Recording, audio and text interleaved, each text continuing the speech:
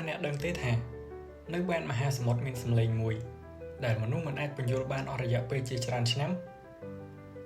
សម្លេងនោះមានឈ្មោះថា The Blue ហើយវាបានក្លាយជាអាចកំបាំងដ៏ល្បីបំផុតមួយក្នុងពិភពលោកនៅក្នុងឆ្នាំ1997អ្នកវិទ្យាសាស្ត្របានកត់ត្រាសម្លេងទៅអាចកំបាំងមួយចេញពីបានមហាសមុទ្រប៉ាស៊ីហ្វិកសម្លេងនេះមានកម្លាំងខ្លាំងផុសពីសម្លេងសត្វផ្សេងៗណាទាំងអស់ដែលគេបានស្គាល់ហើយអាចចាប់សញ្ញាបាននៅចម្ងាយរាប់ពាន់គីឡូម៉ែត្រតើវាគឺជាសត្វយក្សមិនទាន់រកឃើញឬគ្រាន់តែជាបាតុភូតធម្មជាតិសម្លេងនេះត្រូវបានកត់ត្រាដោយឧបករណ៍ស្ដាប់សម្លេងក្រោមទឹកឬ hydrophone ដែលគេដាក់សម្រាប់តាមដានសកម្មភាពនៅក្នុងមហាសមុទ្រដើមឡើយឧបករណ៍ទាំងនេះត្រូវបានប្រើសម្រាប់តាមដានសកម្មភាពក្រោមសមុទ្រមិនមែនប្រើសម្រាប់ស្វែងរកអាចកំបាំងឡើយប៉ុន្តែសម្លេងមួយនេះបានធ្វើឲ្យអ្នកវិទ្យាសាស្ត្រមានការភ្ញាក់ផ្អើលអ្នកជំនាញមួយចំនួនបានកត់សម្គាល់ថា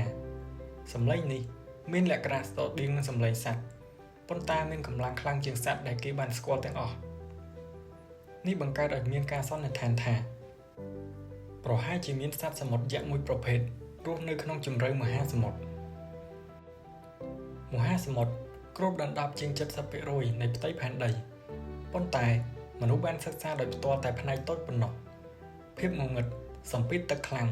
និងជម្រៅជ្រៅដ៏ធំធេងធ្វើឲ្យការស្រាវជ្រាវមានការពិបាកមនុស្សជាច្រើនបានប្រៀបធៀប The Blue ទៅនឹងមឹកយក្សឬសត្វសមុទ្រដែលមិនទាន់ត្រូវបានគេរកឃើញប៉ុន្តែរហូតមកដល់ពេលនេះមិនទាន់មានភស្តុតាងផ្ទាល់ណាមួយដែលបញ្ជាក់ថាមានសត្វបែបនេះទេក្រោយការសិក្សាបន្ថែមអ្នកវិទ្យាសាស្ត្របានសន្និដ្ឋានថាសម្លេង The Blue ទំនងជាបង្កឡើងដោយការបែកបាក់ឬការកកិតផ្ទាំងទឹកកកធំៗនៅតំបន់អង់តាក់ទិកសម្លេងបែបនេះអាចធ្វើដំណើរបានឆ្ងាយតាមរយៈទឹកយ៉ាងមានប្រសិទ្ធភាពទោះបីជាការពន្យល់អំពីទឹកកកត្រូវបានទទួលស្គាល់យ៉ាងធំទូលាយក៏ដោយមនុស្សមួយចំនួននៅតែចាប់អារម្មណ៍លើទ្រឹស្ដីផ្សេងៗការខ្វះភស្តុតាងអំពីជម្រៅមហាសមុទ្រនៅតែជាហេតុផលដែលធ្វើឲ្យរឿងនេះទាក់ទាញ The Blue បានក្លាយជារឿងដ៏ល្បីមួយក្នុងពិភពវិទ្យាសាស្ត្រនិងអាថ៌កំបាំងទោះបីជាការពន្យល់បច្ចុប្បន្នចង្អុលទៅកាន់ពីសម្លេងទឹកកកក៏ដោយវាក៏ជាការរំលឹកផងដែរថាមហាសមុទ្រនៅតែមានអ្វីជាច្រើនដែលយើងមិនទាន់យល់ដឹង